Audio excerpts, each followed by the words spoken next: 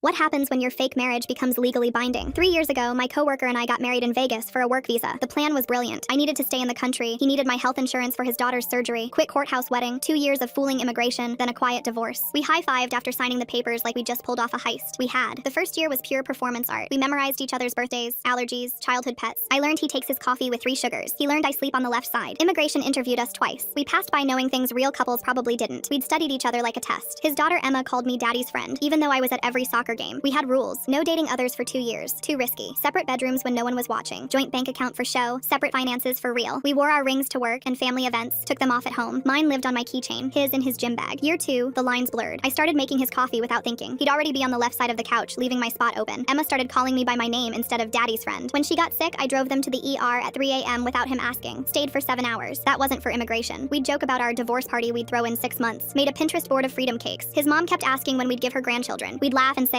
after the divorce, when she couldn't hear. She never knew it was fake, still doesn't. 8 months ago, I was offered a job in London. Dream position, triple salary. I said yes immediately. The marriage was almost over anyway. That night, he cooked dinner. Real dinner, not our usual takeout. So you're leaving, he said, not looking up from the cutting board. After the divorce, I reminded him. We ate in silence. 6 months ago, Emma asked if I was her real mom now. I said no. She asked if I would be after I stopped wearing the ring. I couldn't answer. That night, he found me crying in my car. Sat in the passenger seat for an hour, neither of us talking. Finally said, the divorce papers are in my desk. Have been for a month. Can't sign them. I said London was my dream. He said, I know. 3 months ago, catastrophe. His ex-wife's parents sued for custody of Emma. Said our marriage was fake, that we'd committed fraud. They'd hired a private investigator. Had photos of us leaving separate bedrooms, removing rings, living like roommates. Their lawyer said we were unfit parents living a lie. The court date was set. 1 month ago, we met with our lawyer. She reviewed everything and went pale. You need to understand something. Your marriage, it's not fake anymore. Hasn't been for over a year. She explained cohabitation, joint finances, acting as Emma's parent. We'd met every legal requirement for common law. Even if you signed papers calling it fake, the law sees it as real. You've been really married for at least 18 months. 2 weeks ago, in court, the judge asked us directly, is this marriage fraudulent? Our lawyer had warned us, lie and it's perjury, tell the truth and lose Emma. But then Emma stood up, 7 years old, shaking. She makes dad coffee every morning. She knows I hate crusts. She sung to me when I was scared about surgery. Real moms do that stuff, right? The judge looked at our photos. 3 years of school plays, hospital visits, birthday parties, Sunday farmers markets. Then the investigators' evidence, us sleeping separately, barely touching. Lots of real marriages look like this, he said, case dismissed. Yesterday, London called asking for my start date. I was staring at my unsigned contract when he walked in with coffee. 3 sugars for him, oat milk for me. The divorce papers expired, he said. We'd have to refile. Then Emma ran in wearing my old college sweatshirt, asking what's for dinner. This morning, I declined London. Not because I had to, but because I wanted to. Tonight, we're moving my things from the guest room. Emma's making a banner that says, finally. He kept the rings in his gym bag all this time. Mine still fits perfectly. Turns out the only thing fake about our marriage was calling it fake.